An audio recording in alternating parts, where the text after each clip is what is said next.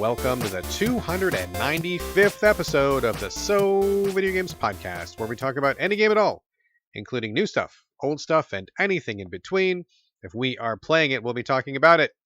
Today we are recording on July 31st, 2022. My name is Brad Galloway. I'm the editor of GameCritics.com, and 50% of this here show with me is the man who's roasting in his own juices, Carlos Rodella. Oh, that doesn't sound great, but it's true. Yeah, same, buddy, same. We are both human stew pots at the moment because global warming. We as a species chose not to do anything about killing our planet, and here we are. I'm full disclosure, dude. Full disclosure. I'm almost naked. Never podcasted almost naked before. I'm in my basement. All the windows are closed. I have a fan blowing on me. So just heads up, folks. If you hear fans noise that's maybe not usually there, I've got a fan. I can't turn it off without risking my life. So I'm sweating. It's just like this is very tough, but the show must go on, as we always say. So I'm doing it. But boy, I feel like if you put a blob of cookie dough on my desk right now, by the time the podcast was over, I'd have an oatmeal raisin cookie. A nice, yummy, warm cookie. Yeah. Fresh from the oven. Fresh from the Seattle oven. And I have to remind people, everybody who I tell that I live in Seattle, they're like, oh, is it always raining and cold? No, it isn't. And It's progressively getting warmer in the summers. And did you see our last summer? We had 110 day or something. Oh, fuck yes. So, yeah, we are in the middle of a 90 to 95 degrees, like a week of it. And it's insane. But we were just mentioning before the podcast, it's slowly ending. In the next couple of days, it's going to be going down to 80s. But yeah, it's not raining here all the time, people. It's like in the summertime, it's bad.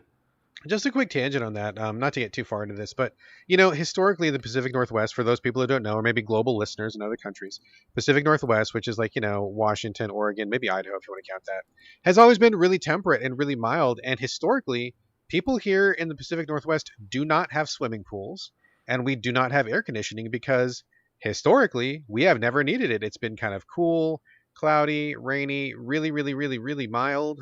So there never has been a need, but now that the Earth is dying because we're killing it. It's fucking hot up here, and we are not prepared for it. You know what? I did a little bit of, I think it's Weather Underground, which is a site I like a lot.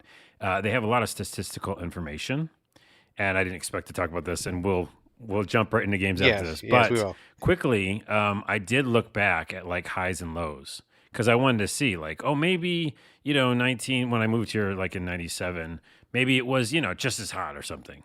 It wasn't. No. But it wasn't as big of a jump either. So, like, the hot days are hotter, for sure. Like, I don't remember ever seeing a 100-degree day, back then in that year. But there were some hot days, but it all seems like 5 degrees hotter, or maybe even 10 sometimes. But it's not like, it doesn't seem extreme, but that is a difference. Yeah, it is a big difference. I mean, when we're talking about global temperatures, only 1 or 2 degrees makes a big difference as well. Yeah. Anyway, this is not the weather podcast. I just want to explain why I'm standing here naked in my basement, dripping. Yeah. Why you may hear some fans running in the background. Yeah, I might turn my AC on in the middle of the podcast, so just be warned. Yeah, please forgive us for any background noise because I don't think you want to hear the real-time sounds of us dying on the podcast. That's not sizzling, it's my fat. Okay. Ew. You just added a visual to it, and I don't like it. Folks, we're doing a little bit something different this week. Normally, we start the show off with housekeeping, which is just a random mishmash of, topics, news, things we've been watching, little things we'd like to share with the audience. But, me and Carlos were talking about it, and I want to keep the show as energetic and as tight and as exciting as possible.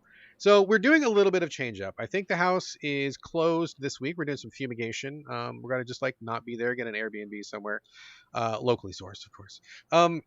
And so instead of that, we are still going to talk about random stuff, TV, games, movies that we don't cover in the show, but we're going to do that at the end of the show. The reason being is that for me personally, as a longtime podcast listener, ever before I ever started doing this podcast, one of the things that bothers me the most is when I jump into a podcast and I hear a bunch of bros just start blathering about stuff without much structure to it and without really getting to the meat of the show. And when this podcast started, original podcast co-host Corey Motley and I both agreed we didn't like that. We started off with just the show. and then we had a bunch of like random stuff at the end so that people who didn't want the garbage could just get the good stuff. But then there was some debate about what was the garbage and what was the good stuff, and so Yeah. people kind of, it's kind of split, right? Some people are like, I don't want your banter, I just want the games, and some people are like, games is fine, but I really want the banter. So we're kind of just gonna just do a barometer check, right? We're gonna change it up for this week, maybe the next couple weeks, see how it goes. We're gonna just get into it and get into games, which we are totally not doing right now, but we will next episode. And then we'll do the banter stuff at the end. So if you're listening, if you're a longtime listener, please drop us a line, email, Twitter, whatever. Just let us know. Do you like the old formula of housekeeping at the beginning and then games, or do you prefer this new formula that we're about to do, which is games and then the before we go content at the end? I'm curious. We're flexible. We're going to do whatever you folks like the best. We just kind of want to just see what you like, and also not to get lazy, right? Like, I want to check in once in a while, see how the show's going. I want it to be great for everyone, and I don't want to just assume that what we're doing everybody loves. Does that make sense, Carlos? Yeah. And by the way, I went back to listen to some old episodes. We have changed it up here and there. Have we? Yeah, a couple. We'll introduce a segment, and then we haven't done that segment for a while. So Yeah. but this is I was just kind of checking in on the podcast. Again, we're talking too long already in this initial version, but the house is closed. I think the windows are boarded up, which is crazy. It doesn't take long for that house to get shut down. Do we have yellow caution tape over the front? Is it a crime scene? Or it might be. I don't know what's going on in there, but we're not going in to check. Let's just go. We're going to sidestep the house and go right to the games, which you're going to do right now. We are almost. I just want to give one more thing. Oh, yeah. But yeah, folks, don't forget to let us know what you think. Otherwise, we're going to just spiral off into nowhere. And again, sorry to like completely go against what I just said, but one really, really quick thing before we get into the games. Just a quick note, out of respect to Nichelle Nichols, who is most famous for playing Lieutenant Uhura on the original Star Trek series. She actually died today, just a few hours ago. So the news came out, and that was really sad. I mean, I love Star Trek. I know a lot of people love Star Trek, and not only that, Nichelle Nichols was a wonderful person, humanitarian, fighting for racial equality, a lot of historic firsts attached to her name.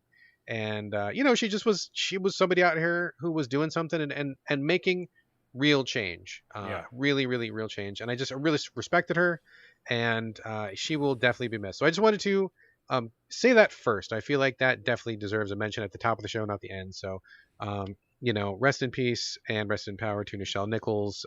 Definitely fans all over the world will miss her. And, she was someone who made a difference. Yes, respect. And like you said, awesome. Oh, awesome. Yes. All right. Let's start the new episode, the new format. We're going to get right into games right off the bat. I know I talked for a bunch, but I'm going to start anyway because I'm just like that. Quick mention of Train Valley Console Edition. Was sent this code by the publisher to talk about it here on the show, which I'm doing right now.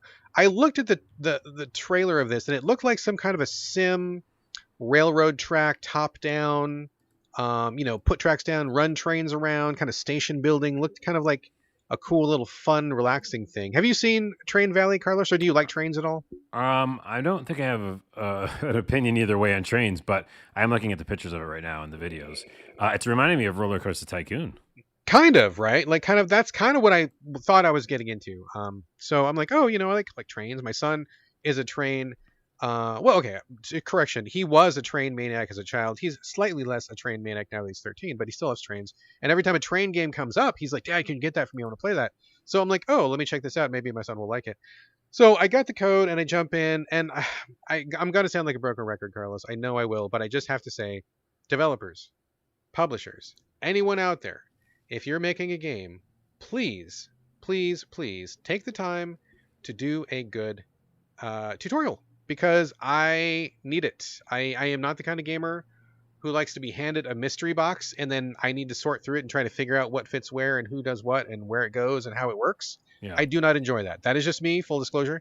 This game is very much like that. The game starts and it doesn't even walk you through what even kind of game it is, because I thought it was like, oh, build whatever you want and then the trains go. Is it? I don't know. Apparently not, because that's not really how it works. Very little information. They give you a couple pop-ups about, oh, X lays down a track and the left stick moves your cursor. And like, that's basically all you get, but they don't talk about the game flow. What is your objective of playing? Is it just a free play experiential thing? Is there a goal to it? There's money. I see in the money. There's like little tabs, windows, and I'm like, what's going on? No tutorial at all, right? So I'm struggling with the controls. I'm trying to figure out. I'm looking top down on this map.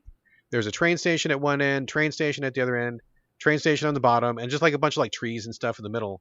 And I'm like, okay, well, I know how a train works. I know that much. So at least I'm going to try to lay some tracks down. I get the tracks about halfway there because I'm kind of struggling with the controls, and then trains start running, and I'm like, what's going on? The train, I don't know how to start it. I don't know how to stop it. The train starts running. Track's not done. It goes to the end of the track and blows up. Oh and my goodness, that's hilarious though. Yeah, yeah. I mean, I'm like, I was kind of laughing, but also I'm like, this is fucking stupid. Like I'm trying to give your game a fair shake. I don't know what's going on. I don't know how to play this. I don't know what I'm supposed to be doing. Yeah. Can I guess what happened? Please do. Was the pause not on? I don't know. I don't know if there even is. Oh, you still don't know the answer? I still don't know. I don't know the answer, dude. In games like that, like simulation games, if sometimes there's a play and pause button, like to set the world going, you know? Yeah. I'm just wondering if that was it. I mean, I think you might be right because I eventually noticed at the top there was like a 1x, 2x, 4x, which is like the speed. Mm-hmm. And I'm pretty sure if I hit the menu button, maybe there was a pause or something. But I'm just sitting there like what am I doing? And so I had my son play it because he's way more patient with like trying to figure games out. He's just built that way. Like I put him in front of Kerbal Space Program, which to me is gibberish, right? But he figured it out. He's happy to like experiment and stuff. I'm not the guy. He is. And so he played with it for a while. And he's like, Dad, this game fucking sucks. And I'm like, oh, why? He's like, you can't stop the trains. You're like constantly the trains are crashing. The trains are going. You can't stop them. And it's like, it's all like, I thought this was going to be fun to build it. It's just like the stress. And I'm like, oh man. Okay. So, I mean, full disclosure, I don't understand how to play this game. I don't know what I'm supposed to be doing. I don't know what the goal of it is. I thought it was going to be a fun roller coaster tycoon sort of a thing. It's not that. And like once you get the trains going, it's like it almost feels like these trains are going to run no matter what you do, so you better make sure they don't crash, kind of a thing, which is not what I thought it was. And such a weird premise for a game. I didn't get on with it. I didn't understand it. And a quick look of some reviews to see if I was crazy. Basically, everybody was like, oh yeah, the first 2 hours are horrible, but once you figure it out, then it's fun. And I'm like, okay, cool. But I'm not going to waste 2 hours trying to figure out what you should have told me in a tutorial. So it could be really good. Maybe it's not, but the tutorial is basically non-existent and terrible. And I just, I'm not an infinite living vampire in a basement who has eternity to figure this out. My time needs to be well spent, and my time is not well spent trying to figure out your game, which you did not bother to explain to me. So, well, here's a good positive out of it. Is I think it gave us the name of our podcast because You Can't Stop the Train is a pretty good podcast. Can't Stop the Train. Yeah. I was thinking Full Frontal because I'm actually basically naked right now. But oh, wait, that's pretty good. I mean, that'll get the eyeballs. I know, right? I mean, no, you don't want the eyeballs in. Well, it'll get the views. I've not been in the gym in a while. I mean, I'm not in terrible shape, but I wouldn't, And we're back to that. All right. We're back to that. Okay, anyway. So that is Train Valley Console Edition. I mean, real talk, I didn't want to take 2 hours to figure it out, and it just seemed like a really poor way to start a game. So there we go. Also, on a slightly more positive, or a vastly more positive note, the very first DLC for Citizen Sleeper just came out, I think, 2 days ago. Oh, yeah. Yeah, we talked about Citizen Sleeper a while ago. For me, one of my games of the year, a lock. Like, absolutely in my top 10. No question. Probably top 5, you bet. Top 5. Top 3, yes. It's up there for me. I love Citizen Sleeper. You played it as well. I know you were not quite as hot on it, right? Yeah, I mean, I brought it to the show, and then you got more excited about it than I did. Oh, fuck, that's right. You did bring it to the show. I was the one. That. And then, but yeah, I don't know. I think it's great. It's very good. So I'll say that. But it didn't keep my attention long enough to want to go into the DLC, but you do. It's certainly a very odd bird, but for me, I think that's great. Just in a quick nutshell, if you don't want to go back and listen to that whole episode, basically it is a text menu-based visual novel / resource sim / sci-fi story where you play a artificial person on a space station at the edge of the universe. You have a lot of resource management, which is very light. It's not super in-depth, but there's also like a ton of story, a lot of narrative choices. I fell in love with this game. I thought this game was brilliant on like every level. Went through, did everything as much as I could do. And this is the first DLC. There's going to be 3 DLCs. They're all free.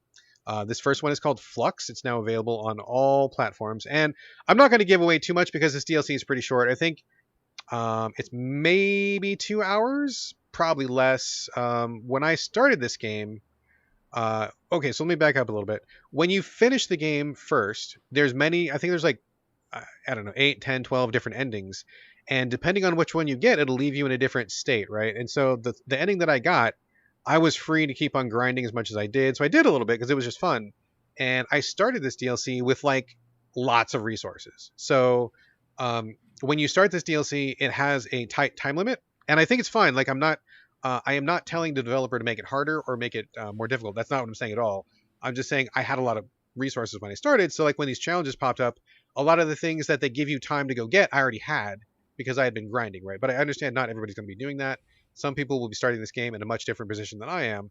So for me, I kind of breezed right through it. And again, please don't make it harder because I had fun. I don't want it to be harder. Um, but 2 hours at the most, maybe like an hour for me. And it's a story of a new ship which arrives at your space station. There's a whole bunch of refugees that need a place to live. They want to come to the space station. The space station is like, whoa, we're a closed environment. We've only got so much resources to go around. We can't have you. And then you are like the deciding factor. You're stuck in the middle of that. So there's a couple new characters, a couple new dynamics to it. I think the story is really great. It's a good start. And there's 2 more chunks to this DLC coming. The next one comes in October. Third one TBD. But I had a great time with it. I think it's excellent. I think it's, again, just more of what I wanted. It's great storytelling. Great menu-based action. I had a fun with it. Really, really a good time. And again, to the developer, if you're listening, please do not make it harder. That's not what I'm saying at all. Yeah. No, it's great because I haven't done that thing where I think it was Greedfall or maybe it wasn't. I don't know. A game recently I was playing and yeah, the DLC came out and my character was, well equipped and it was awesome. Like I didn't want to be like, Right. I hate those DLCs that are like, and now you start over, Oh, Yeah. you lost all your powers for some reason. Or you like, you're stranded and you have nothing. No, let me be awesome. It's No, Outerlands. agree. Remember Outerlands? Yes. That's the one where I went back to the DLC and I was like, I'm a badass. So like, I'm going to do all the combat options. Yeah, I mean, I guess that maybe depends on the game. Like, if you're playing some game that is obviously like very manual combat, like for example, like if you're playing Devil May Cry or something, the story in that is nothing. You're playing that because you like doing combos. It would make sense in that game that the DLC would be very like, oh, be at the top of your game because this is a skills game. That makes sense. But in a game like Citizen Sleeper or like Outer Worlds or anything like that, where it's like story game, I just want more story. I don't really need like the enemies to be damage sponges or anything. I'm not looking for like more balls to the wall challenge. So I think Citizen Sleeper is great, and I love those games where they just give you more and not harder. But Yeah. again, exceptions of course. But yeah, Yep. I'm agreeing with you there. Anyway, thumbs up to Citizen Sleeper DLC. It's called Flux. Again, it's free. It's out now on all platforms. Next one comes in October. I thought it was great. I will play all 3. I love this. I want more. Okay, over to you, Carlos. Lost Epic. This name is kind of ringing a bell, but I can't put my finger on it. You want to fill us in on what is Lost Epic? What's it about?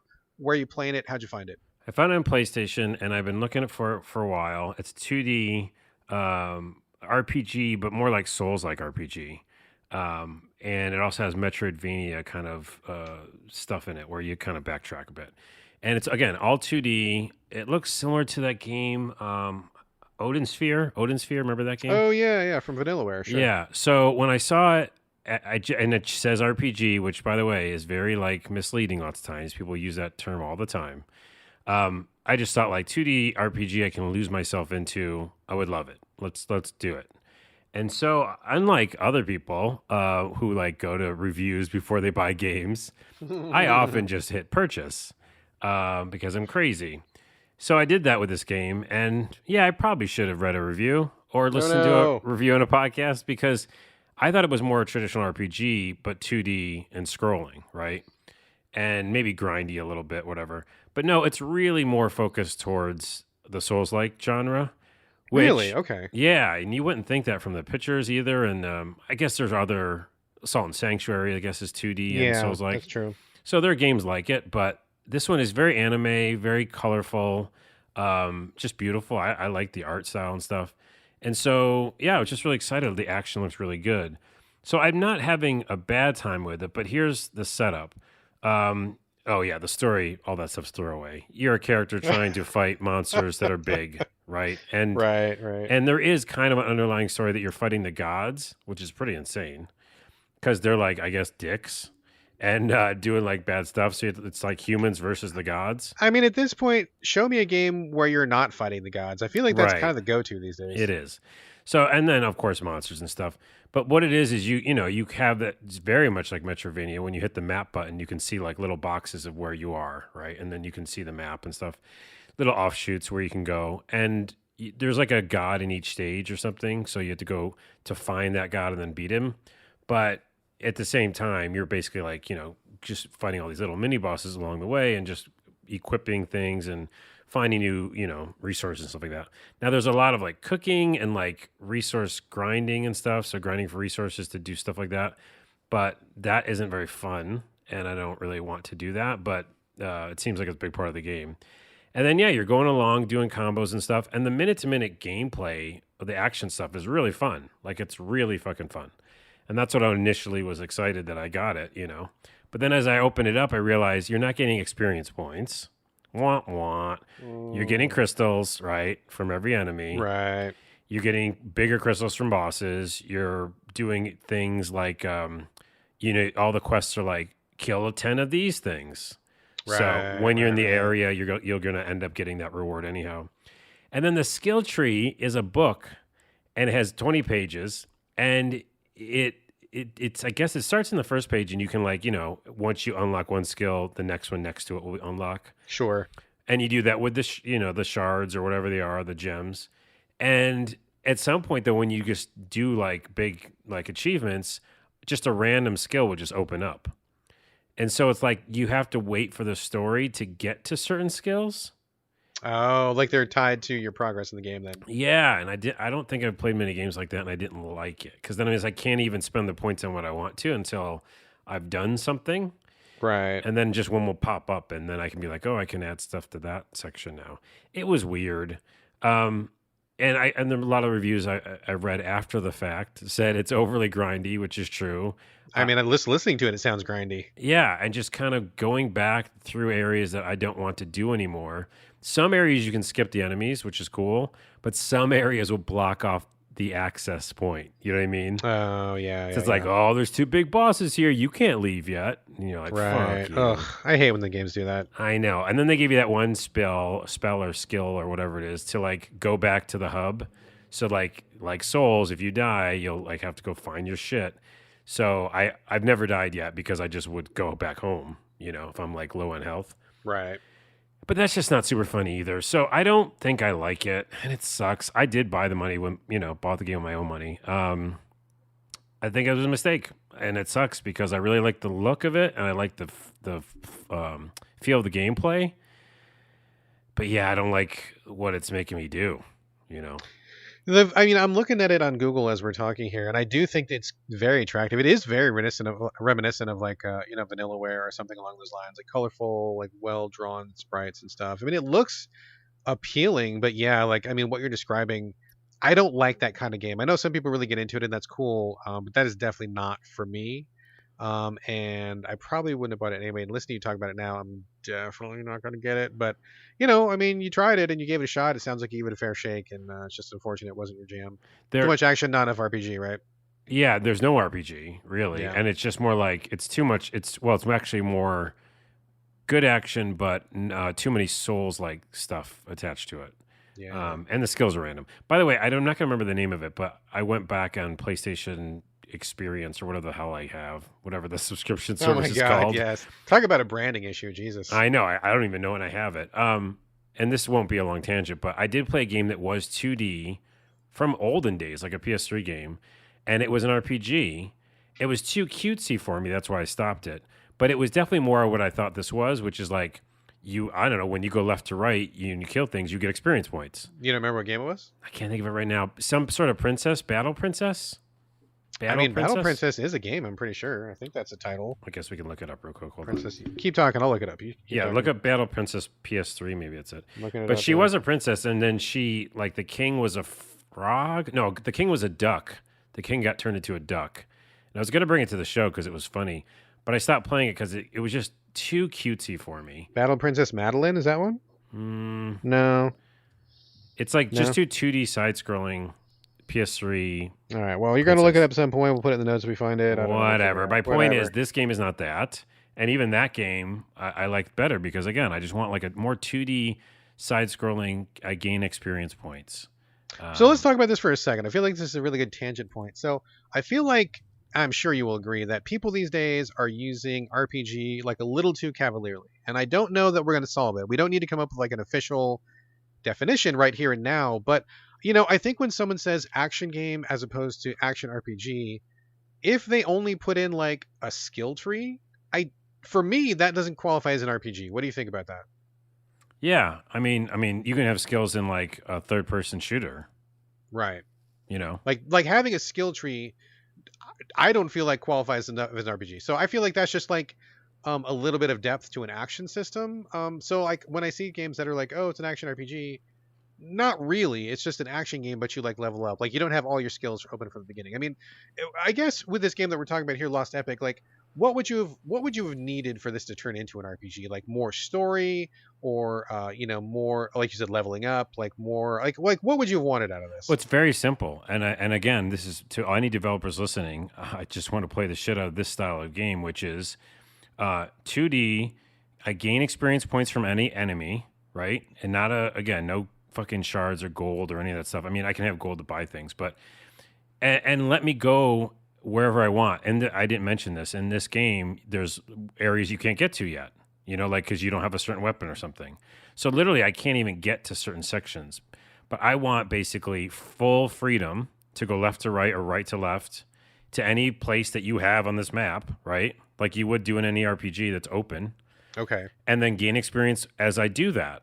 And then not have like, basically walled off sections that I can't get to or certain things that I have to do before I get there.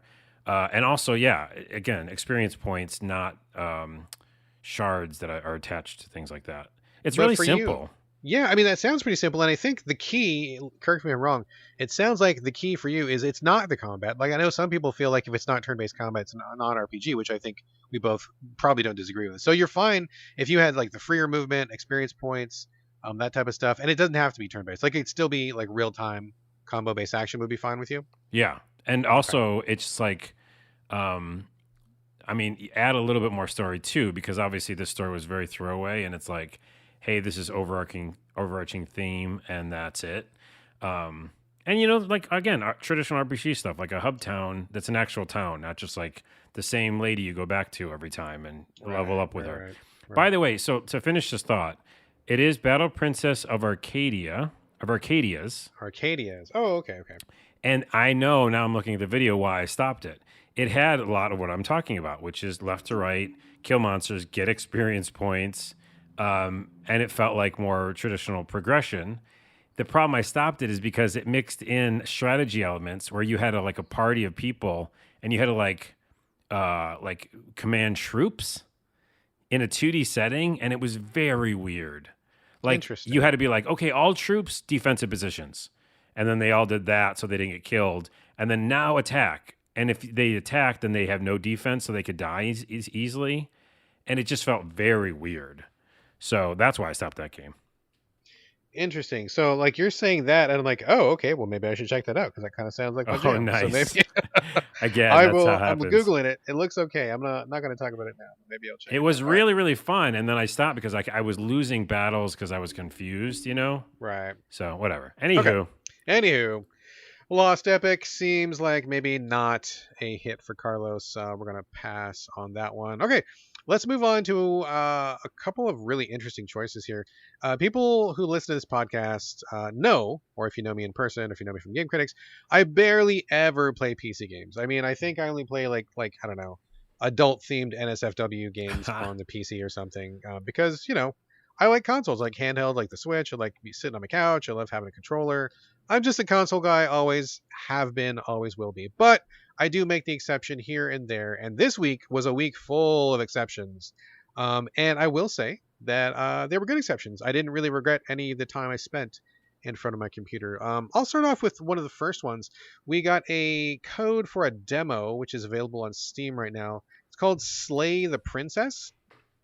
This is I didn't exactly quite know what to make of it, but the PR person sent me some pretty intriguing screenshots that really caught my attention. This game is basically kind of like a black and white, kind of a monochrome sort of a look. I love the art style. It's very, um, it's confident and it is comfortable. It is defined, but it is also loose. It's not overly detailed. It's not overly structured. I know I probably sound like I'm talking nonsense, but like as an artist looking at this, that's kind of how I describe it. Like I feel like it's in a good place right now for me. To my eye, I feel like I like it. And one of the people that I was talking to on Twitter said it had very Dokuro vibes, which is one of my favorite games in terms of artistic and actually from gameplay as well. And I agree. I agree. It's kind of pencily. It's kind of sketchy. Also Princess in that game as well. But basically, it's a visual novel with choices. You start the game. It's kind of like in media res, where you're not quite sure what's going on. There's a narrator. That you also have a voice, and you're walking up this hill to a cabin. And you go inside the cabin, and this dude's like, "Hey, you need to kill the princess that's in this basement, because if you don't, bad things will happen." And you can have all sorts of dialogue. You can ask questions. You can ask why, like, are there choices? What what did she do? Or what are her powers? Or you can just be like, I'll kill her, fine, sure, or not at all. Lots of options. You kind of go through those in a text-based, menu-based fashion, and eventually you're going to probably get to the princess, because why else are you playing this demo? And I don't want to give away too much, even for the demo, because I feel like the demo had quite a few surprises in it. But the princess is down there, and she talks to you, and it's pretty clear that some shit's going down, and you don't exactly know what. She is definitely not as innocent as she appears at first. Yeah. The demo has, I think, 6 or 8 different endings. The full game will have more, and there's all sorts of stuff that happens. But I wasn't really sure what's going to happen. But after you get to your first resolution, the game sends you back to the start. But there's also a narrative thing going on. It's not like you just start a new game. It's like you did what you did, and then you build from there, which I think is a good, smart way to go. Right. And so far, I had very positive impressions of it. Carlos, what did you think of this one? I feel like there's another game that's done that. Now that I can't think of it, that like you restart it and it comments the fact that you're restarting. What game did that? I mean, I think that's been done a few times. I'm not sure. Lots of roguelikes do that. Yeah, roguelikes have to, but there was another game that's like this. It was you didn't expect it, Anywho, yeah, I love the art style. It's very like black and white, pencily.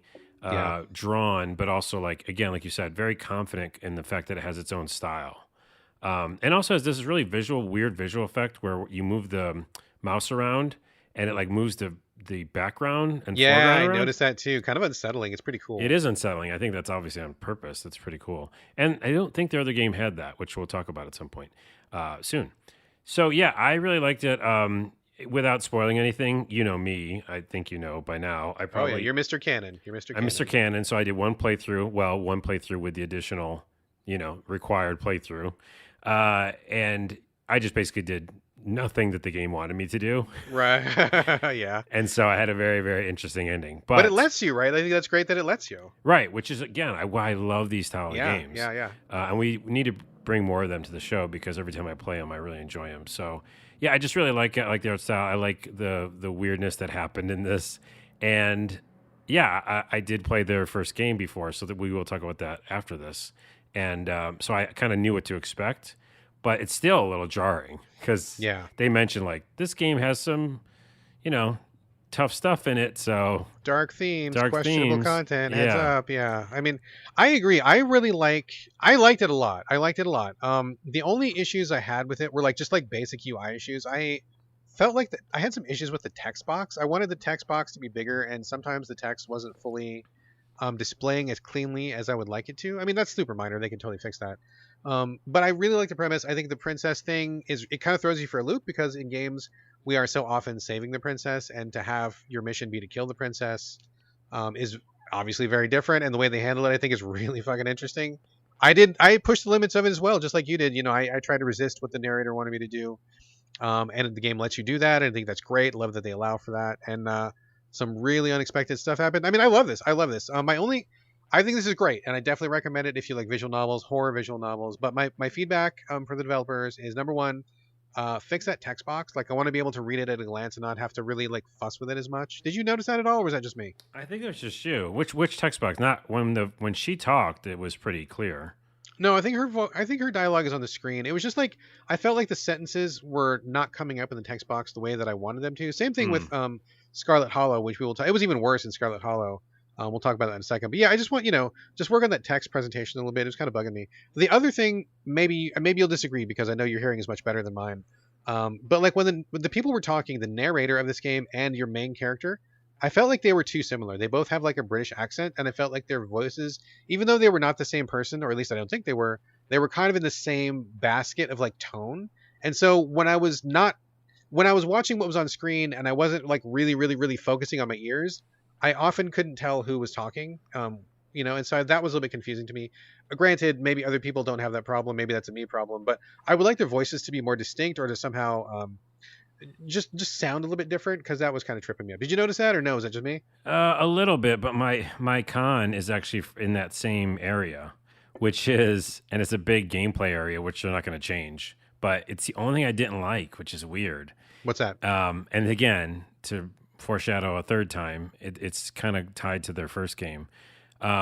You have and I don't want to spoil anything because there's like a con I have that's a spoiler, so I won't do that one. But this one that you just brought up, the narrator and the hero, I don't like the fact that there's a hero voice because I'm the hero. Agreed. 100%. So that's the only weird thing. Now, there's a spoiler on why they do that, which I think I know and I can tell you after the podcast. Sure. But even though they have a reason for it, it threw me. So, yeah, I guess maybe it was the voice, but more importantly, it was like I didn't want me to have a voice. Yeah, I totally agree with you. I thought it was weird that in the way that this is presented, I felt like I was kind of playing the role myself, and I did not want to have somebody else's voice over mine. That was weird. So I agree with you there. But I mean, overall, I feel like those things can be fixed, right?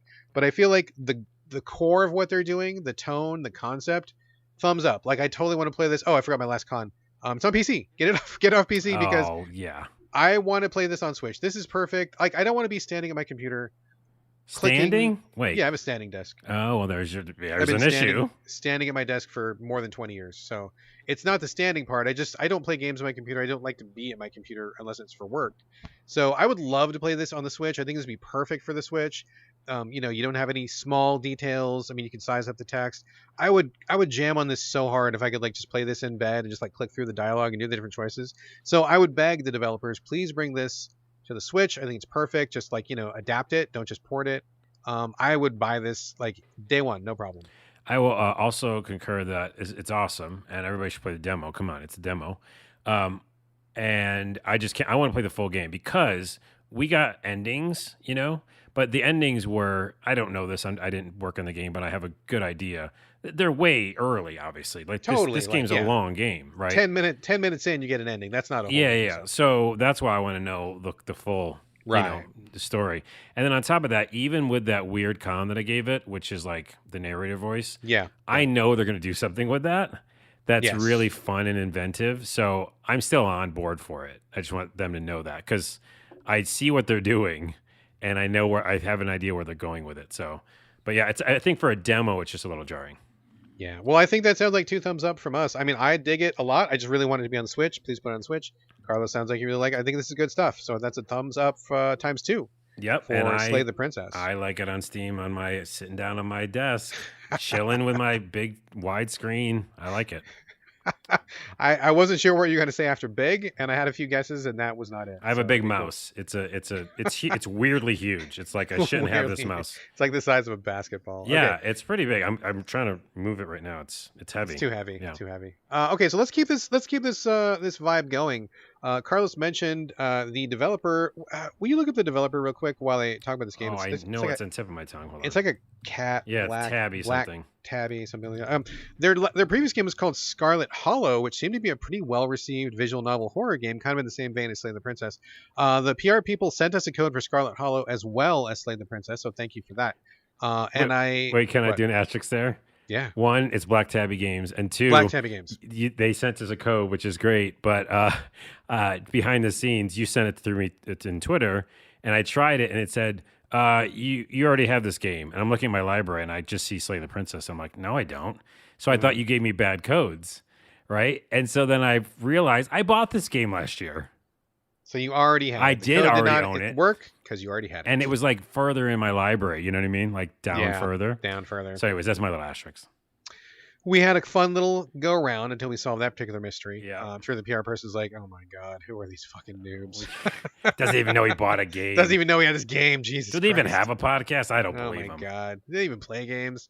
So Scarlet Hollow, kind of in the same vein, like I said, visual novel, menu based, choice based, same confident art style. I love this art style. It's really strange because there's something about it. I don't know who draws this, and whoever it is, I think you do a great job. But there's something about this style which is loose and messy, and yet also really attractive and totally on purpose. And it feels to me like the artist is very comfortable doing what they do. And maybe I'm just making this up and talking about ass, but like that's the vibe I get from it, and I really like it a lot. I think this art is really great. It is quietly very masterful, which I really appreciate. Anyway, you play as a person who's going to the town of Scarlet Hollow because what was it? Your aunt dies? Is it your aunt, your grandma, it's your your aunt because your cousin brings you to the That's right. mansion. You get there on a bus ride with the world's most annoying bus passenger ever. Oh, he is terrible. Fuck that guy. I wanted to kill that guy. Anyway, you get to the town. You get to the house where your family lives. Your family's, I guess, was wealthy. They owned a coal mine. They owned a big mansion. But now your aunt's died. Your cousin's there. You're in town. And so you're kind of just like walking around, talking to folks, and doing that whole sort of thing. Carlos, it seems like, did you finish this game, or how much of this game have you played? No, I didn't, and which is great. Like it's so cool that like Slay the Princess demo made me go back to this game, and now of course I want to play it because I've been wanting Slay the Princess full game, right? Yeah. So now I get to get an ending. So yeah, I'm excited, and I have a saved that's further than I am now from restarting it, but I don't want to go to it because it's like I forgot all the choices. So I started a brand new and got pretty far into it, remembering some of the choices I picked, remembering that terrible guy on the bus. Oh my goodness, that guy. Oh my god, His boy, soggy what? peanuts. Come on, get those out of here. Oh my No one God. wants any soggy peanuts. Yes, that was a very definite way to open the game, and I appreciated it. But wow, I've never wanted to get away from a character as quickly as I wanted to get away from that guy. It was, and I've played games with aliens and zombies and robots, dude. Yeah. And this guy topped them all. Oh, he was worse. Yeah. I try to stay silent, I remember, for a lot of it. It does help it go Yeah. by quicker because then he doesn't have any new like dialogue options. I think being quiet might be the best way to go. I think it is, but I couldn't help myself, and after a while, I was being really mean to him, and he just rolled with it, and it fucking pissed me off even more. Yeah, So, he doesn't like it not much affects him. It's crazy. People have called this like Twin Peaks, like Life is Strange, and Gravity Yeah. Falls. That's like Yeah. a bunch of comparisons, and I can see that it definitely has that creepy vibe. You're going back to a small town. You don't just go to the mansion; you go to the town. No, you go to the town. Yeah. There's locations, And there's stuff. like different characters, and the whole idea is you're supposed to survive for a week that you're back there. That's the big thing, essentially. And because obviously weird shit's going to happen.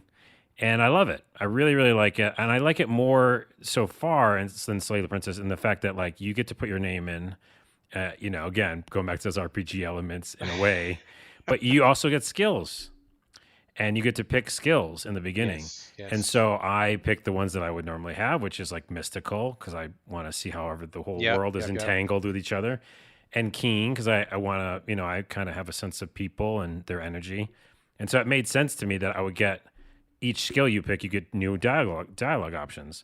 Yes. Which I think all fit me and whatever ones you picked. Which ones did you pick? Do you remember? I picked Keen because I noticed small details, and I picked Booksmart. So those are kind of like me role playing myself. I was like, am I hot? I mean, my wife would say yes. I don't know that I would say yes. Am I strong? Definitely not, especially now after 2 years of blubbing around from COVID. I got my COVID bod going on. So I think Booksmart, I still qualify, and Keen, I definitely qualify. So that was interesting. You do, like you said, you do get new options based on the skills you have, which is cool. Yeah. And I think that's all really good. I mean, I think this game is really cool. I like it a lot. Good premise, good world, good choices. I feel like it's really well built out. Like my only cons, again, are kind of mirroring my cons with Slay the Princess, which was number one, the text box was all fucked up when I was playing it. It was really I don't know, because I think I sized up the text a little bit, so maybe it didn't compensate for that as well. But like, it was really irritating reading the text box. I want that text box I want it to be effortless, right? And that's a really important thing when you're doing a visual novel. So maybe it was my settings, maybe it was my particular PC, I don't know. But like, something about the text box was not working for me. They could easily fix that though. The other big con I had was that it's on PC. I want it to be on Switch. I would love this on Switch, dude. This is a perfect Switch game. sitting in bed in my blanket, or maybe with a fan on now that we're in summertime, clicking through. Like I would eat this shit up on Switch. I just don't want to be at my computer playing it. So again, please, I think your games are perfect for the Switch. Bring them to the Switch. I would love these things. Yeah, and I think they will if they can. It's just dev time, right? Yeah, I hope they do. To get I hope over they there. do. I didn't have that problem with the box. I mean, this box was even more visible than the other one. Oh fuck! Really? God, it was worse for me. It was worse. Well, it's a big white box with text on it. I'm not sure where you got. I don't know. Just the text was not displaying properly. I don't know. Maybe a bug or something. Who knows? Anyways, I really like it. I'm gonna go back now. Like the demo for Slay the Princess made me want to go back and finish this. And by the way, it gets like, I don't want to spoil it, but I also want to say that it isn't what it appears to be. Like, there's some really weird shit in here. Does it turn into a first-person shooter? Yeah, it turns into Doom. I like it, man. I like it. I dig it. There's like ideas, and this says this in the description, so I can say that. It says strange creatures are preying on livestock in that town. So like some weird shit's going on, and it gets dark in places too, which is what they do, their style. So I like it. I like it a lot. I recommend it wholeheartely. I recommend it too, and I really like it a lot. But I gotta, like, real talk, dude. I gotta be real, just brutally honest, because I'm honest with you, my friend. I don't, no secrets, no deception here on the Videogames podcast. I really like this game a lot, but I don't know that I will finish it because just it's on PC. I think just the format for me is not the best fit personally. So I really am tempted to play it, but at the same time, it's, oh man, playing on PC is such a drag for me. Hey, people can wait. You can wait. Other people who have a good experience like I do with my huge mouse and my basketball-sized mouse, my and a giant widescreen. Yeah, widescreen. By the way, before we leave this though, I do want to say one of my favorite moments that I remember that I just replayed is you have a room at some point in the mansion and you're like looking around it. It's fucking awesome, dude. You open up a drawer and in the drawer there's a possum. And you could do a lot of things like freak out or whatever. I did not find that. You didn't see that? No. Okay, so the best response to that, to anybody playing it, is this. You go, like one of the responses is like, oh, just let the possum have that drawer. So the character says, or you say, this drawer belongs to a possum, and there's nothing I can do about it. Yeah, that is brilliant. That is brilliant. That is also real life, dude. I don't know that I would fight a possum. I wouldn't either. I'd be like, this is just close it up. Here you go. I'm sorry. I asked him if he wanted some water. Yeah, do you need some snacks, some food? I'll give it to you. But that was one of my favorite moments. That's really funny. There's little quiet, funny moments like that in this too as well. Agreed. Totally agree. I think this game is great. I think it's a thumbs up. So developer Black Tabby, is that right? Yep. Black Tabby Games. I love it. I think we're both in. I think we're fans. I just really, really, really, really want you to bring this to the Switch. But otherwise, anybody listening, this is a recommend from both of us, man. Check it out. Check it out. We haven't said that in a while. All right, one more PC game. Yep. Hitting the PC hard this week. So this one, I'd heard a little bit of buzz about. It's called Thirsty Suitors. This is another PC demo. This comes to us from Outer Loop Games, which I have. So I have kind of a relationship, not specifically with Outer Loop, but I believe I'm going to get this wrong. I think he's the creative director, or maybe he's just a studio head. I forget. No disrespect intended, but at the moment I forget what his exact title is. His name's Eka. His full name is, I believe it's Chandana Ekanayake, I believe, and he's from Sri Lanka.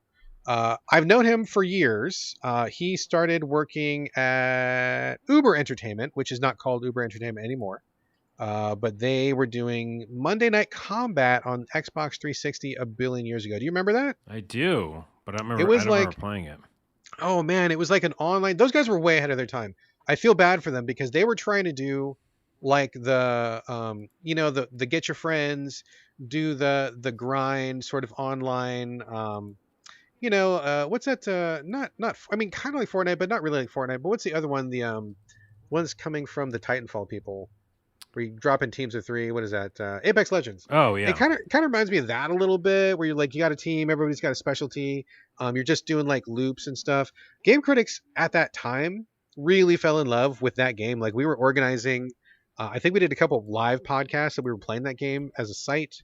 We were playing it like every Friday as a site. We were trying to get other people into it. It was great, but they were just ahead of their time. Like it was too soon, and like the structure wasn't there, and like people didn't quite know what to do with it, but it was wonderful. So we loved that. That's how I got to know them. Later on, Eka left, and he created Outer Loop with some other folks. They did Falcon Age, which came out 2 years ago? Oh yeah, something like that. And I believe that was originally like a a VR title where you're like a lady and you have a falcon and you're trying to fight back against some people who are like invading your stuff. I didn't play that one because I don't do a lot of VR games. But Outer Loop is an interesting company. They are, taking a stand and trying to promote, BIPOC folks and people of color. And with Eka being from Sri Lanka and, them having that be a priority, like you see it reflected in their games. It was strongly reflected in Falcon Age, and it's extremely represented in the game we're talking about today, Yeah. Thirsty Suitors, which is described as a South Asian inspired game. And man, I knew it was going to be good because Eka makes good shit. And also, total side note, I love this guy. Eka is great. I'm always jealous because he's handsome as fuck. He works out. He's great. I would love to look like him. He looks amazing. And his hair game is on point. Every time I see that guy, I'm like, fuck you. Your hair is so perfect. I love it. I shave my head or sometimes I wax my head just because I have a full head of hair. I could grow it back if I wanted to. So I'm bald by choice. But man, even if I let it grow, it would never look as good as his hair. I'm so jealous, dude. Are we calling the podcast Best Hair Game or something? Best hair game. Oh, that's a pretty good title too. Yeah. It is. He's got great hair. So Eka, if you're listening, oh, dude, brother, I love your hair so much, man. Anyway, back to the game. Played the demo just before this show. You played through it as well, right? Yeah, I played it last night. All right. Yeah. So I don't exactly know where to start with this, but I will say, spoiler, I thought it was fucking awesome. What was your gut takeaway from this? Yeah, it's really fun, and talk about stylized. The art is like super weird and cool, and it feels like other things. Like, I don't want to say Life is Strange again to repeat myself, but it's got a cartoony but stylized, definite look. Yeah. And I'm getting strong Scott Pilgrim vibes. Oh, dude, I don't know if I'm jumping ahead to like what the gameplay is about. Yeah. But like it feels that way because not just of the subject matter, which we'll get to, but also just the feel of it. Like you're going in and doing these over the top moments, right? Like it's super unrealistic all of a sudden, but it's like totally fits. Yes. And then it drops you back down to the real world, and it's like, oh, it's doing both of those things. Exactly. Okay, so let me set it up a little bit. I think you're 100% correct. I agree with literally everything you said. So basically, you play a girl who is coming back to her hometown. You kind of just start in the middle. She's kind of doing some interior dialogue, but the way that she does that is she's skateboarding through this like abstract, surreal landscape. And as she's going through it, you get asked these questions about yourself, like, oh, what do you really want in a partnership? Do you want love, or do you want fun, or do you want security? That kind of stuff. They're asking you like little personality questions. You get to the end of it and they tell you what kind of person you are. And I think there was 3 choices. There was like the Bohemian, the Star, and something else. I can't remember the last one. So they give you a personality test. You get there. And at first I thought it was going to be just kind of like a dialogue sort of a game. But then it very quickly, you get off this bus, you walk around. So there's like a little bit of walking around town. You get to a diner, you meet one of your old exes. And then it goes from being like this narrative, abstract, you're already doing skateboarding a little bit, but like abstract story thing to like an RPG sideways battle, like with menu choices and stuff. Yeah. And it's not a battle. I mean, they tell you like it's like an intellectual, emotional battle, even though it looks like you're doing battling. But this guy is like really hot for you, and you can either play into that or you can resist it.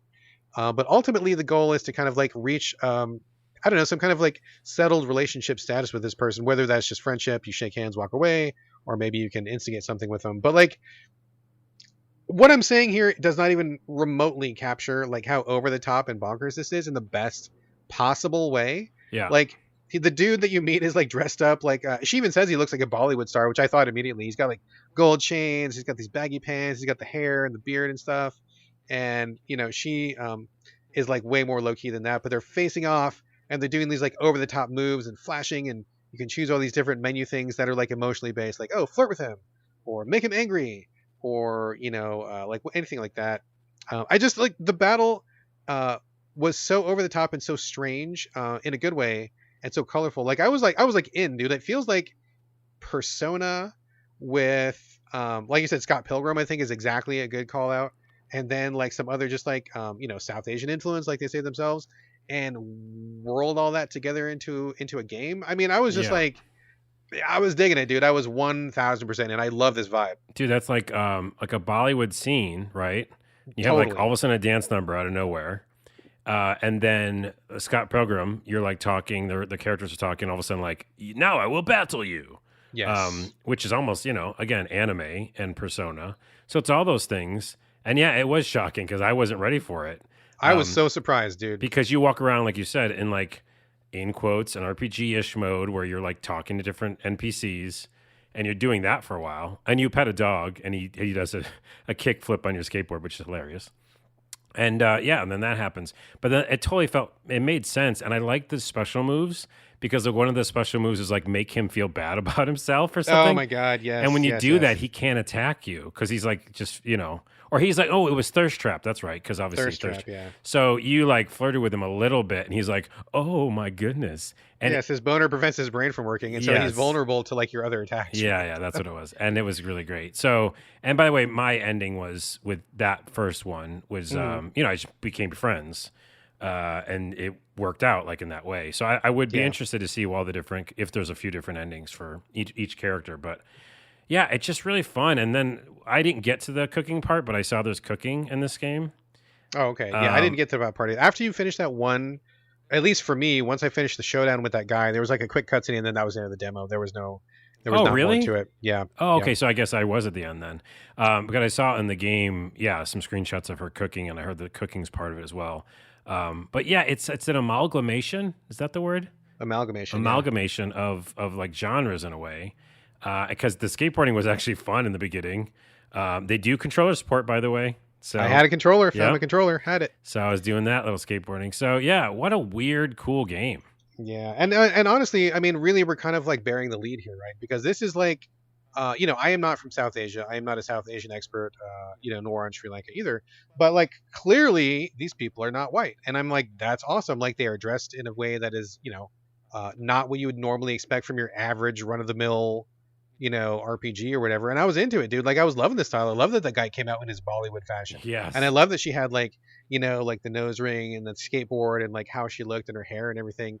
And when you're in her dreamscape, like there's also like really stylized playing with those images. And I thought it was wonderful. Like, it kind of reminded me in a way of Ms. Marvel that was on Disney Plus, right? Mm-hmm. Where Ms. Marvel is a Muslim focused game about a Muslim girl and she's a hero, but she's in her world. Like, she's got her parents who are from a different country, from Pakistan or India, where they're from. I think they're from Pakistan. And just like the game was just like, it just had that incorporated into every element of it. And I feel like that's exactly the take that Outer Loop is doing with Thirsty Suitors, where every aspect of this is totally drenched in these other sensibilities, this other culture. And I was loving it. I was digging it, dude. I was loving the visuals. I was loving the fresh approach. I was loving like the new perspective. I mean, like just as an example, to follow up on your example, when you're fending off this guy's advances, the Bollywood guy, one of the comments in that section is, well, we need to pop his ego, and the best way to pop the ego of a South Asian man is to get a harsh comment from someone's mom. Yeah. And you summon your mom, and she fucking smacks that guy down, and he's destroyed. I mean, like, that is fucking amazing. That is so.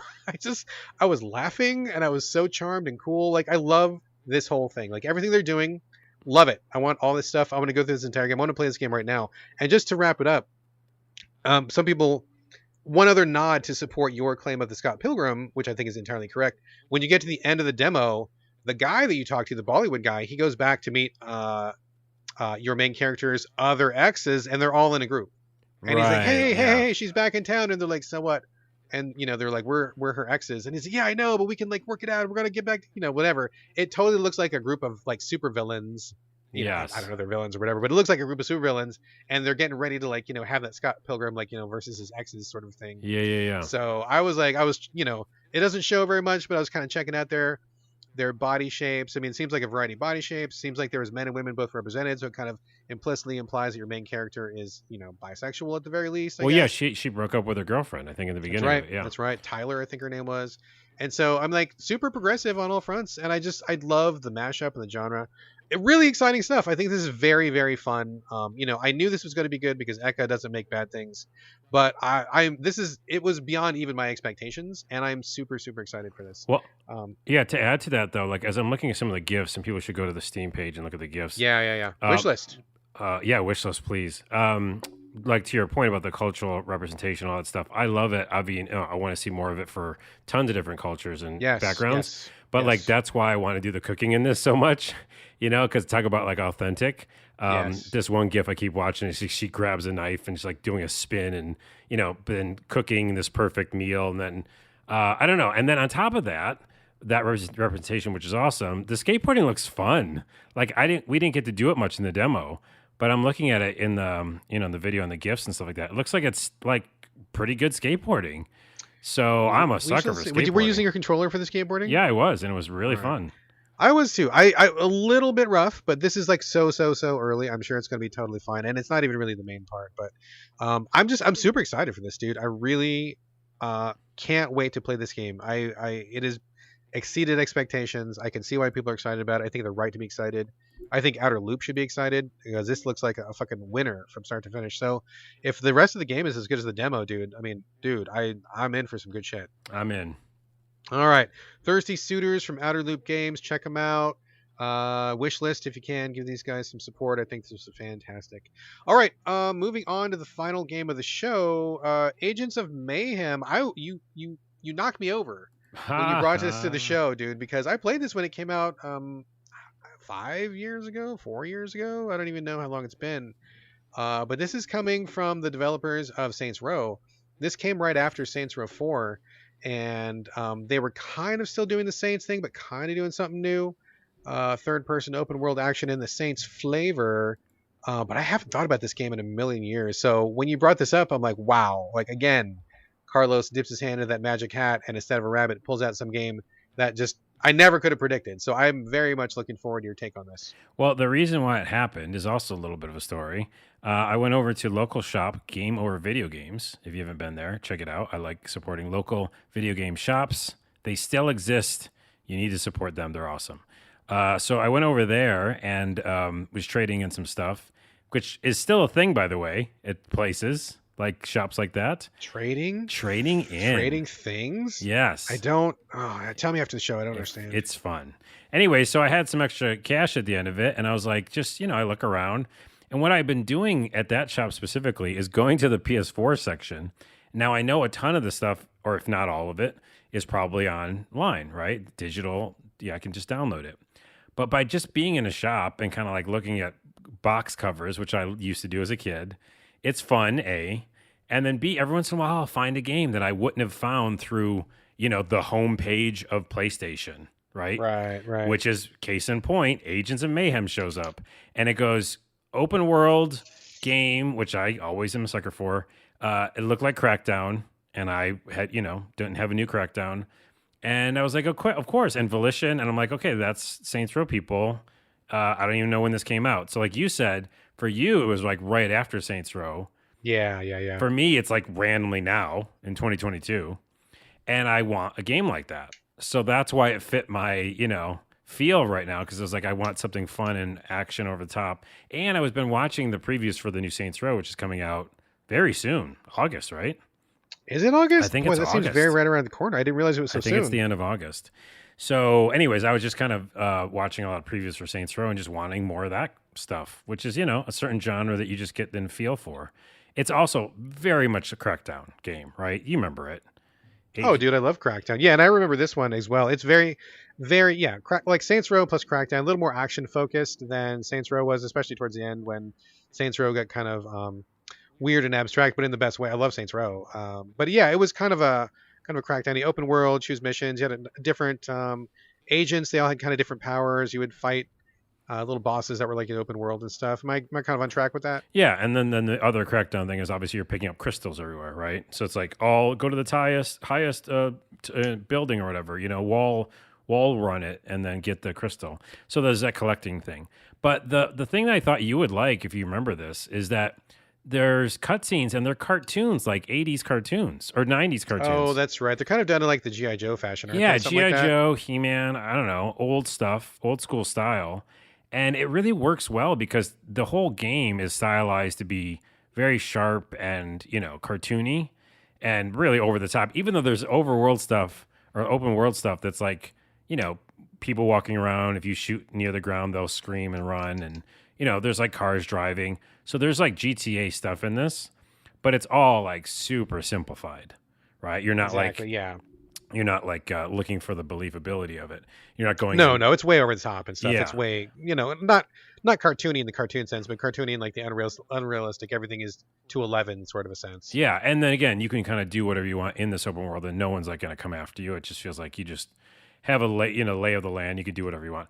Now, like you said, you pay 3 characters, but me, I like kind of focusing on one character. Isn't there more though? I feel like there was a bunch. Like you can unlock more. Oh, Can't you might Or is- unlock more. Yeah. You start with 3.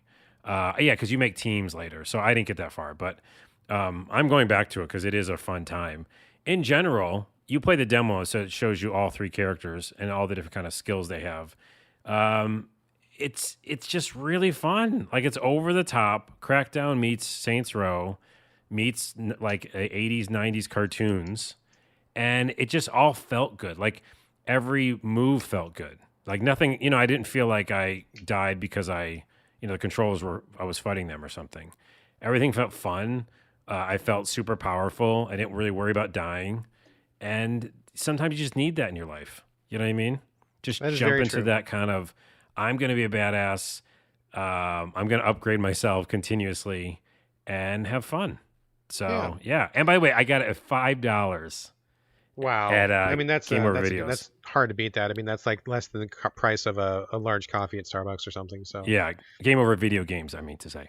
Yeah, $5 there. And that's it. Like, so there's a 2-part story there. One, go visit your local game shop, get some used games and trade stuff in. And also, sometimes you just need like to go back to an old school thing for some fun. And this is it for me. Man, I haven't thought about this game in a long time. I remember really liking some of the character design, but I played this right when it dropped, and that came pretty soon after Saints Row 4.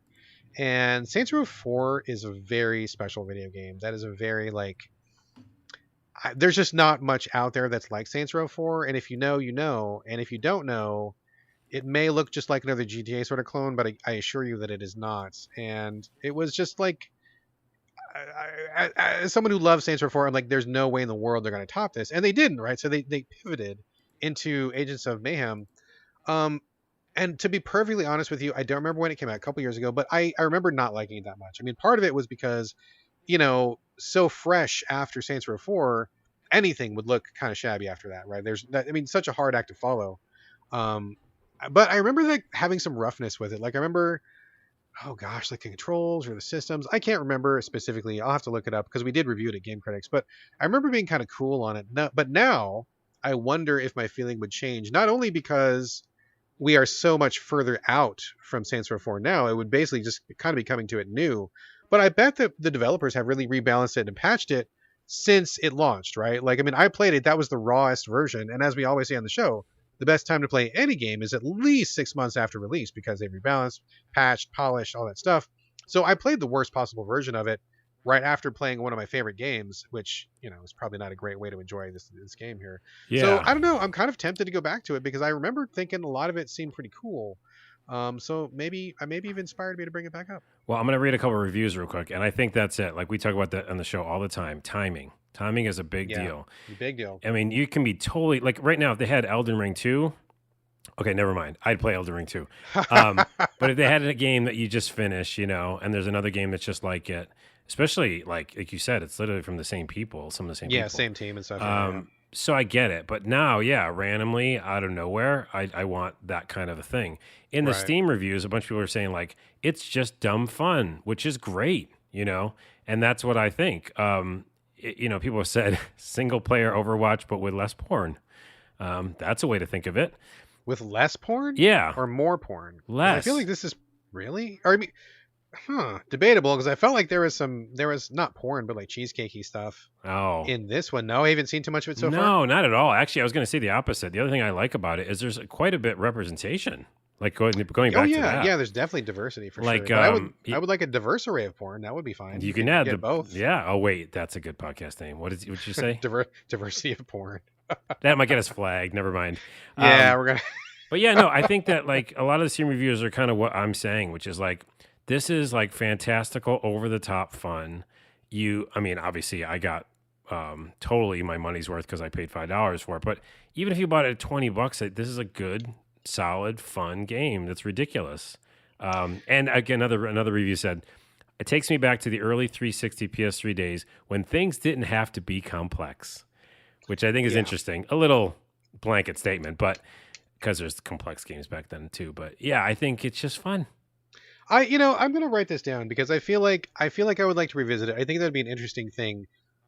So far, like I said, so far from Saints Row 4, and I'm sure I would bet dollars to donuts that it's a better version now than when I played it back then. And I did think it had a lot of promise. So you have inspired me to maybe revisit it after all this time. So right, good on you, Carlos. Well, you're welcome, and thank you, Gamer Video Games, because that's what really inspired it. But yeah, I also say, like, last thing I'll say about it is why I'm thinking about playing it right now tonight is because it's that same Crackdown thing where you just want to play a little longer. You know what I mean? Like, oh, I just unlocked a new thing. Oh, if I just get 5 more orbs, I can get this thing. If I just do this, I'm so close to getting this thing. I'm gonna go get I totally get you, dude. And the comedy's pretty on point at times. Like, I was laughing at a couple things. So, yeah, I like it. Agents of Mayhem, check it out. Check it out. Okay, so this brings us to the end of our actual regularly scheduled game content. But as we said at the start of the show, since our house where we do the housekeeping is closed for fumigation, we are pivoting to put all of that stuff here at the end of the show, and we're calling it Before We Go, which was your title, Carlos. I think that was a good title. So show's wrapped up, but before we go, we've got some stuff to talk about. Ironically, I've got a fair number of things to talk about. What do you got to talk about this week, Carlos, before we go? Well, one thing before we go is, and we have to say before we go every time we say the thing. We have to. So, but one thing before we go is I want to talk about Sword and Fairy, and I can't yet. Oh, yes. But I wanted to at least say, because everybody knows it's a game, and it's a very huge series. I learned about it. It has 27 titles. Jesus. Is this in China? Yeah, it's a Chinese mythology RPG series. And it is, I can't say anything about it, but I'm playing it. I've been playing it for a little while, thanks to the developer. I got the code early. So I'm excited about it. We will talk about it next week.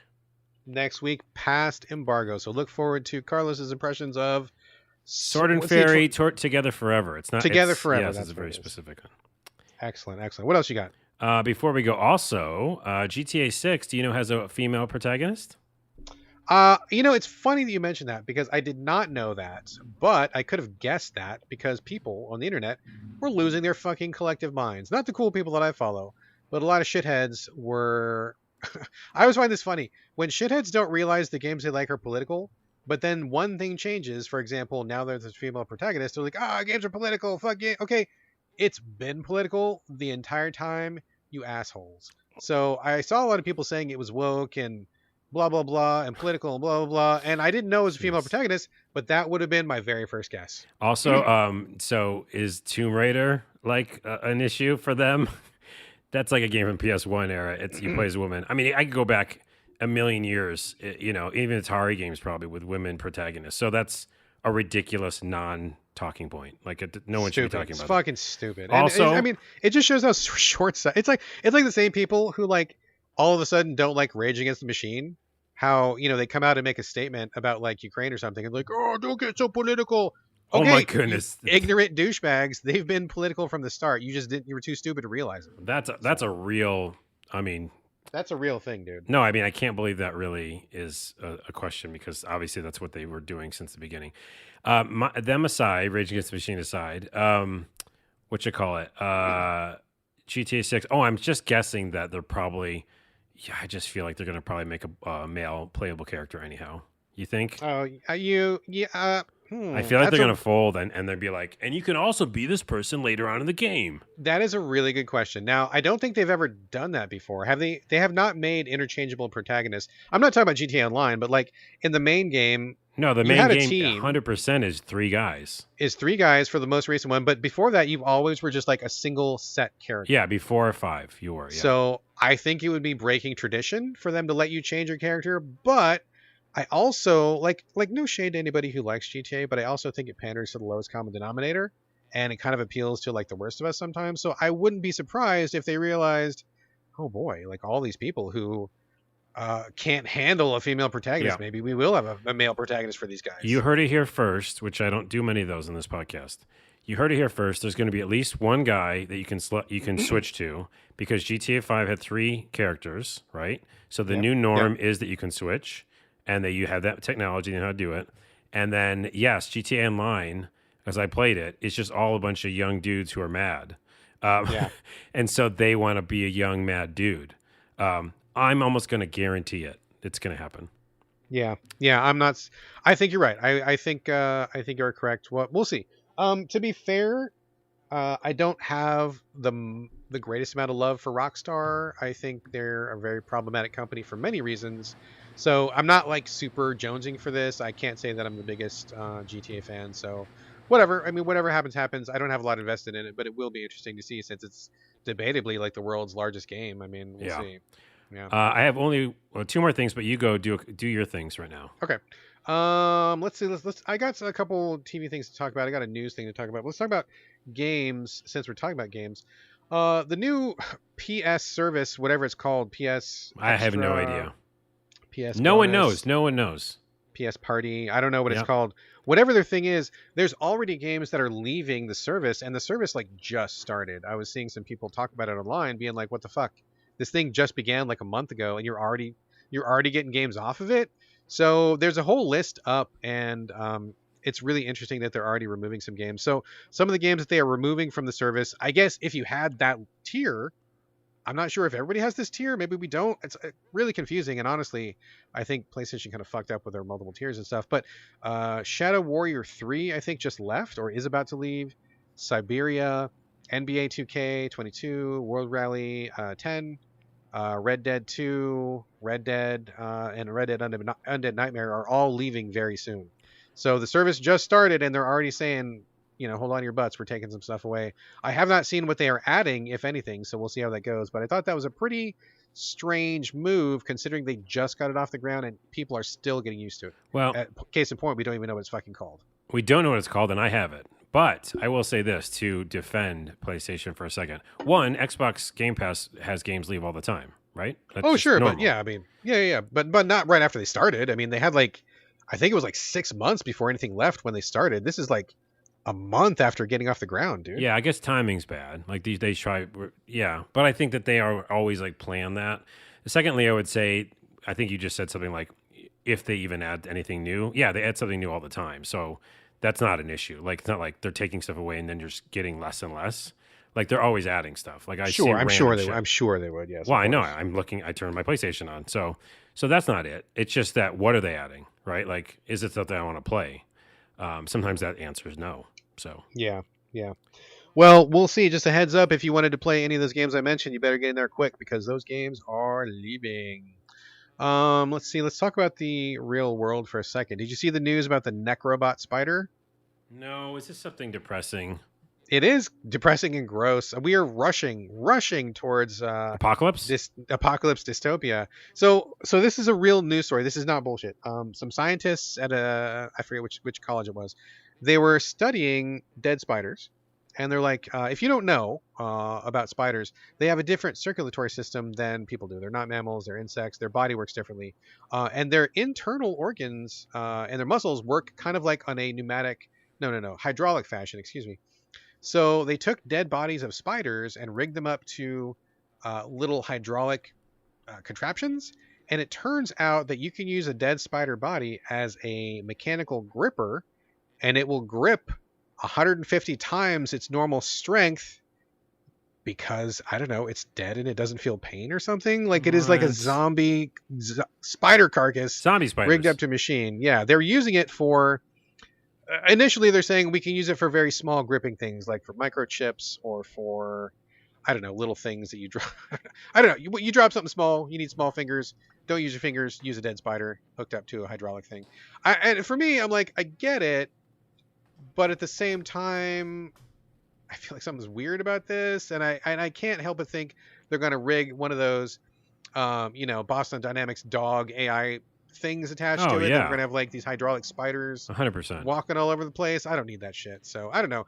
Maybe it's okay. Maybe it's not, but it is definitely unsettling. No, it's not. It's not. We have disease.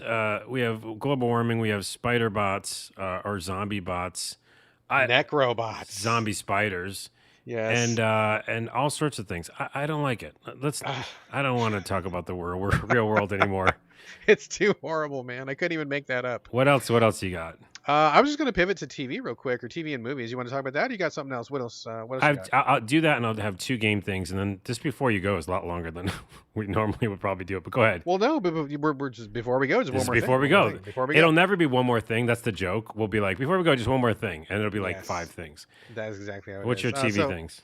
before we go, before we go, before I Yeah. get to the TV, before we go one more thing about games, I forgot to say, Frogwares is redoing their Sherlock Holmes Cthulhu game.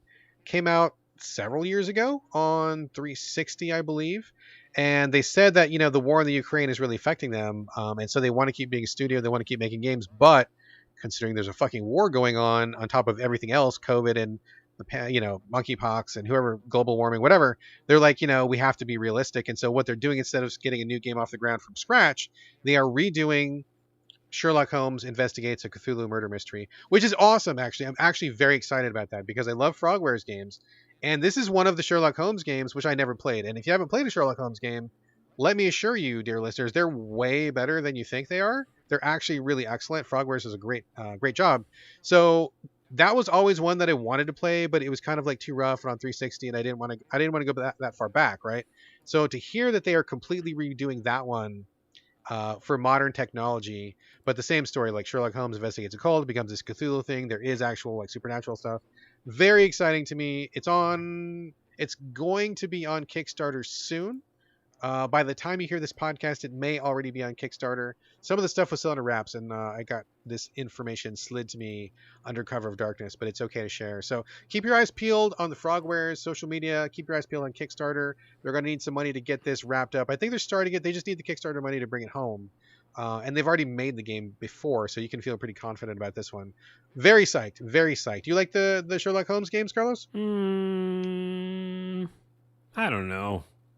I deduce that you do not. I don't think I do. So, but people who like it, that's cool. Check it out. Okay, check it out. There you go. Okay, let's see. So I watched 2 movies this week. It's really hot, and when it's really hot, I can't do anything. I need to just lay still. But when I lay still, I get bored. I'm sure most people do. And so we watched some movies. One that we saw last night was called Horns. I mentioned last week that we were getting on the Daniel Radcliffe train, right? Yep. We watched, what was the movie we watched? Guns Akimbo, which was actually great. And people recommended a bunch of his other movies. And apparently this guy does nothing but good work, which is great because I love Daniel Radcliffe. We watched Horns last night, directed by Alexandre Aja, who is from France. And he also directed Crawl. Have you seen Crawl, the alligator movie? I didn't see that one, no. Fuck, that is a good alligator movie. If you want to watch a gator movie, Crawl is like very near the top. It's so good. But he did Horns as well, and plus Daniel Radcliffe. So I'm like, check it out. This movie is basically about Daniel Radcliffe as a guy in the Pacific Northwest. His girlfriend dies under mysterious circumstances. He gets pinned for the murder, and all of a sudden he starts growing like demon horns. And I'm not going to ruin anything, but basically the horns give him these powers. They are not the powers that you would think he would get. It's kind of different, and it's really interesting and refreshing how they do it. But it ended up being a really good story. Like, it was a really interesting story, really intriguing. We had a great time watching it, and I would definitely recommend it. If you want an interesting kind of offbeat horror film, or if you like Daniel Radcliffe, I think he does a great performance. Have you seen Horns? No, Carlos? but the only reason I didn't watch it is because the trailer made it sound like it gets really dark. Doesn't then? I mean, because it's a horror film, right? Because like I feel like something really creepy happens at the end, but no, it is emotionally dark. I feel like what happens in the movie is pretty sad at times, and I think there's a lot of commentary about human society. Oh, I can watch that then. Yeah, but it's not gory. It's not. Okay. No. I think there's only like one scene in the whole movie where it's a little bit gory, and it's like for like 2 seconds or something. It's not very much. Okay, so. Yeah, I'll check it out then. I think I just avoided it because I didn't know if it was going to be that other kind of stuff. No. It's psychological, but it's really, really good. I definitely recommend it. I think he did a great job. Very interesting stuff. So Horns, definitely a thumbs up for sure. And the other movie we watched, carrying on the unintentional gator theme, but we watched the original Lake Placid from 1999. Have you seen that one? No. What? Lake Placid? Lake Placid. This is a movie from 1999, written by David E. Kelly of all people, and it had like Bill Pullman, it had Bridget Fonda, Oliver Platt, and Betty White was in this movie, my friend. Nice. Betty fucking White. And it's a movie about an alligator, 30-foot alligator that shows up in a lake in Maine. and it's a horror movie in the way that you think it would be, but it's also the most 90s of 90 movies, where like the vibe, how they treat the characters, the dialogue, so 90s, dude, to the core, but in the best possible way. Some of this fucking dialogue was so, oh brother, I was fucking howling. Like, it was so on point, bad good. Like, it was terrible, but it was also amazing, because like some of the shit they were saying, we were like, my whole family's watching this movie and we're just looking at each other like, oh my god, I can't believe you just said that. That was so stupid. That was awesome. Oh, it's And it like was of the just, era, right? oh god, yeah, Yeah. totally, dude, of the era. If you know 90s movies, this is like the penultimate like 90s movie. The Croc did great, effects by Stan Winston, but oh my god, Betty White. It is worth watching this movie just for Betty White. She steals the fucking show. It is so great. I'm not going to spoil anything, but man, we were laughing, we were hooting and hollering, we were like elbowing each other. It was just like the most fun movie. Lake Placid is fucking great. I expected a cheesy alligator movie, and what I got was a gem. Well, it's interesting. That is a good callback to be like, go to your Netflix, go to your HBOs, and go pick a movie that wasn't made like this year. Yes, pick something older, because for sure. I'm going to do that just after you hearing that. Like, there's some movies I've missed. Oh my god. Okay, wait, one more thing before we go. Yeah. One more thing before we go. Since we're talking about movies, I forgot to say this, but my son, I love my son. He's amazing. He wanted to watch Max Schreck's Nosferatu. Have you seen that movie, the silent movie from The 1922? original, yeah. The original. Mhm. He wanted to see that. That was his choice of movies we watched, so we got that on Netflix. We didn't finish it because I got busy. I had to go do some work, but we watched like the first hour out of an hour and a half. Man, so fucking interesting, dude. Like, I definitely, like you just said, pick a movie that's not from last year. Pick a movie from like the 1920s when it's fucking silent, and like how they portray people, how they get their points across, how they use facial expressions, how they pace the film. Yeah. Really interesting, dude. Like, super interesting. We're gonna finish it probably today, but man, that's a really interesting one as well. I liked it. I definitely like it, but not for the same reason I like Placid or Horns. But those are all three really interesting things. So if you want to expand your movie going horizons, start right there, brother. You're gonna learn some stuff. And also, if you want to expand your TV show horizons, the thing I do pretty much every week now, I think, is I go back to Twilight Zone, because it's one of my favorite shows of all God, time. I gotta go back and watch that. I Yeah, gotta watch some more of and that. those, most of them, almost all of them, stand up perfectly. Like, even though it's not the same era, you can just get it. You get the idea of humans and the way that we do things, and the racial kind of stories that are told, the political and cultural stories. So that's a good one. And then also, before we go is going to be the longest segment. One of more the thing before we show go. Yes, one more thing before we go. is talking about shows. I'm back into Westworld. You talked about that last week. Yeah, okay. Well, I'm just saying it again because they did a nice little twist. And that twist is, again, similar to, like, I think season 2 or something, or 3, kind of harkens back to video games. Like, there's a very, very cool video game thing that's going on right now in the new season of Westworld. So I can't talk about it because it's all spoilers, but it's very interesting. But it's good. You're saying it's good. It's awesome. It's really weird and awesome. Also, I watched Gray Man finally, which is that big budget Ryan Gosling. Ryan Gosling, the other Ryan, yes. And the guy who's Captain America. Chris Evans? Chris Evans, yeah. He's in that. I didn't know he was in So that. he's in that as a bad guy, and he is one of the best bad guys. He's great as a bad guy. Did you see Knives Out? Oh, he was in Knives Out. That's right. Okay. Yeah, man. Fucking, he's great He's at Knives like Out as well. straight up evil, and it is a very good movie. Like, I don't know, people give it like, oh, it's just like a Netflix movie or whatever from this year. Sometimes that gets like the bad, seal of approval, whatever. It's good. It's like really good. It's got a little bit of heart too. Gray Man, check it out. And lastly, I'm kind of on the fence with this, but The Rehearsal. Have you heard about that?